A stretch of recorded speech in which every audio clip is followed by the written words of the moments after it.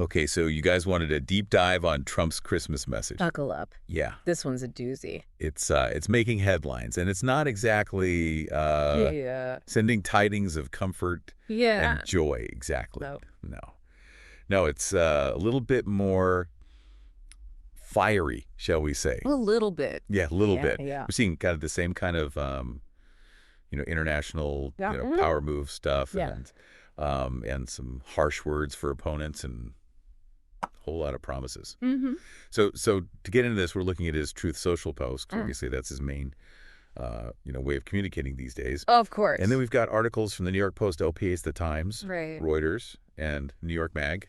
Wow, that's a lot. Yeah, well, it's Trump, so it's going to be in a lot of places. That's true. So I guess the first thing that really jumps out at you.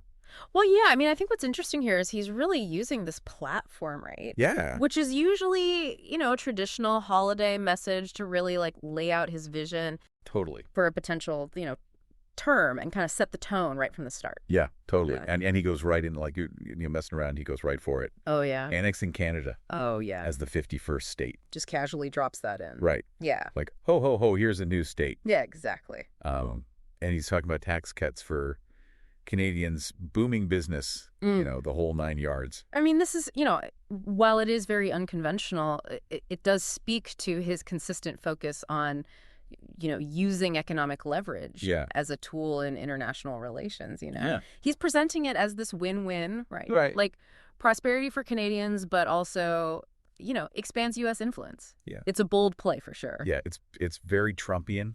Very Trump. You know what I mean? Oh, yeah. That's right. Like just this big kind of, power move. Yeah, and it taps into that whole, America first approach that he's always had. Right, exactly. Yeah. So then he goes on to another one. Oh, yeah, there's more. That we've heard before. Yeah. Greenland. Greenland again. Again, he wants to buy Greenland. Why not? I mean, I don't know. At this point. I mean, but this time he's really emphasizing the national security angle. Right. Which, I guess makes sense given the, current global situation. Well, and this is something that keeps coming up, right? Yeah. In terms of his foreign policy, he sees Greenland as the strategically important asset, being up in the Arctic. Sure. And the Arctic is becoming increasingly important for resources and, just global power dynamics. Yeah. So his persistence on this issue, I think, really shows how much he prioritizes geography as this, advantage in international relations. Yeah, I mean, it makes you wonder, right? Like, is this purely about national security? Right. Or is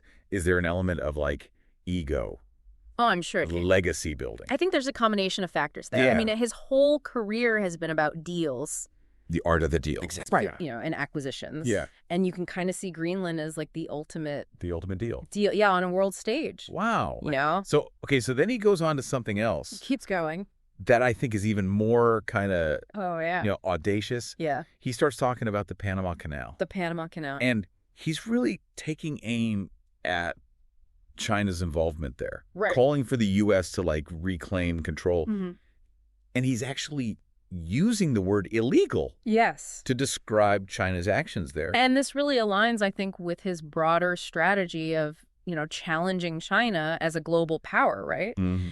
He's consistently kind of framed China as this, rival to the U.S., both economically and, geopolitically. Right. And this stance on the Panama Canal fits right into that narrative, And by saying it's illegal, it's like he's trying to delegitimize their presence there. Right. And, kind of rally support for, the U.S. Recall. Exactly. Yeah, it's like he's constantly, it's like he sees the world as this... Like a chessboard. Yeah, like this big game of risk. Exactly. And he's trying to outmaneuver everybody. Everyone. Yeah. And then, so then he moves on to another topic. Okay. And this is where I think it gets really interesting. Because he starts talking about President Biden's decision to commute the sentences of 37 death row inmates. Wow. And he uses very strong language here. Yeah. He's calling it a betrayal. Mm-hmm. And he's actually vowing to expand capital punishment.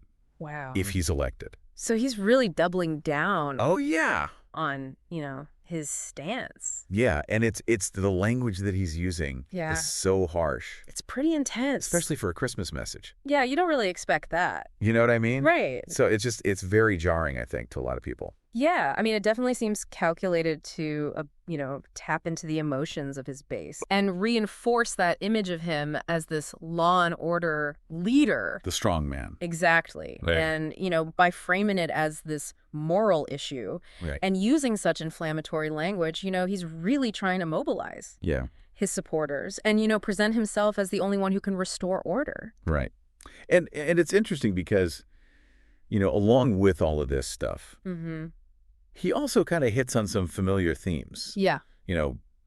Criticizing his opponents as, radical left lunatics. The usual. Yeah. Promising tax cuts, energy independence, stronger military, Right. So he's appealing to those core, conservative values and anxieties and painting a picture of America under threat, from both internal and external forces. Yeah. It's very us versus them. Yeah, very much so. Right. Yeah. So I'm curious, how's this being received? I mean, as you can imagine, it's getting very polarized reactions. I would imagine. His supporters are praising it. They're saying, oh, he's so bold, he's so direct, he's not afraid to, shake things up, fight for what he believes in. Right. But then his critics are obviously, condemning the tone. They're saying it's divisive, it's inappropriate for the holidays. Right. So it's like no matter what he does, he just, divides people. He's a polarizing figure. Yeah, well, so I guess the big question is, what does this tell us about what to expect? Right. If you were to, win in 2025, what do we take away from this? I mean, I think it really signals that he's going to continue with this very disruptive approach to politics and foreign policy. Yeah. He's laying out this vision of America where, they're dominant on the world stage. Right. They're challenging existing power structures. Yeah. And, very much prioritizing his specific set of values. Right. And I think, it's a vision that will energize his base. For sure. For sure. But it will also, I think, deepen the divisions in the country. Yeah, for sure. It's a lot to process. It is. It's a lot. So what do you guys think? I mean, does this message make you feel any differently about, what a Trump presidency might look like? Does it clarify things? Does it clarify things, or does it make it even more confusing? More questions. Yeah. Let us know. We'd love to hear your thoughts. Yeah. And until next time, happy holidays. Happy holidays, everyone. Yeah. Today is your lucky day. Today is the day that our $3 website works for you, paying you directly to your PayPal daily. Imagine $3 ongoing continuous payments to your PayPal account. Imagine falling asleep and waking up to $300 in your PayPal account. How would this make you feel? How could this help you? What bills could you pay? What kind of fun could you have? What does that retirement look like now? All for a one-time payment of $3. This website is DFY done for you, fully built and completely hosted, and never stops collecting payments for you. You have spent $3 on coffee on a regular, but that coffee won't help you create multiple streams of income. Click the link below.